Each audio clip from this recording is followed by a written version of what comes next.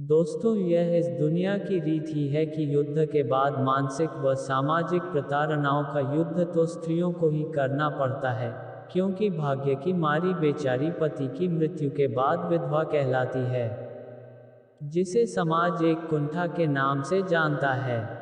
और इसी सामाजिक भाव को देखकर वह अबला नारी अपने को भी पति के मृत्यु के बाद मृत ही समझती है। यह बात महाभारत के 15 साल बाद की है। महाभारत के युद्ध के पश्चात जब युधिष्ठिर ने 15 साल तक राजपाट किया तो उसके पश्चात धृतराष्ट्र, गांधारी और कुंती ने वनवास ले लिया और एक आश्रम में रहने लगे। कुछ दिन पश्चात एक दिन महर्षि वेद व्यास उस आश्रम में पांडवों से मिलने आए। परंतु वहां महर्षि वेद व्यास ने देखा कि पांडव सहित हस्तिनापुर के सभी निवासी भी युद्ध में मारे गए अपने परिजनों के शोक में डूबे हुए हैं। यह देख महर्षि वेद व्यास ने सभी से कहा कि आप लोग युद्ध में वीरगति को प्राप्त हुए अपने परिजनों के लिए शोक मत करिए।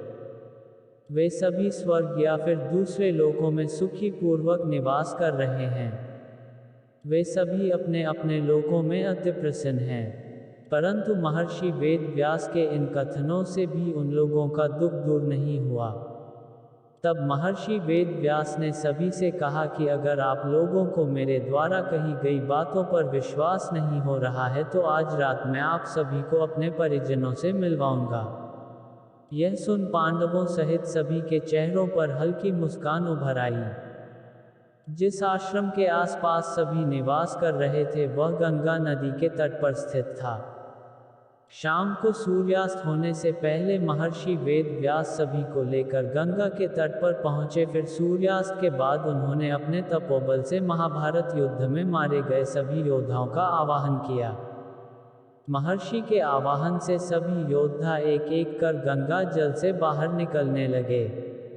अपने मृत परिजनों को अपने सामने खड़ा देख पांडव सहित हस्तिनापुर के सभी निवासी खुश हो गए। फिर सभी ने अपने परिजनों से बात की। तब जाकर उन्हें विश्वास हो गया कि उनके बंधु बांधव मृत्युलोक के सभी कष्टों से मुक्ति पाकर अपने अपने लोकों में प्रसन्नता पूर्वक निवास कर रहे हैं। तत्पश्चात सभी के मन जो अपने परिजनों के लिए शोक व्याप्त था वह समाप्त हो गया।